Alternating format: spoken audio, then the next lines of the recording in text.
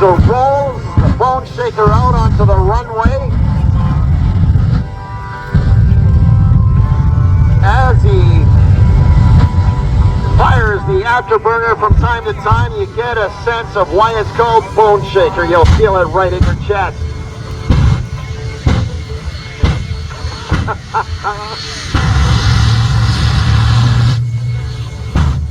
Fuel consumption on this TransStar is far worse than the multi-venue courtesy car. I look here on the stats of bone shaker and it tells me that the fuel consumption is simply gallons.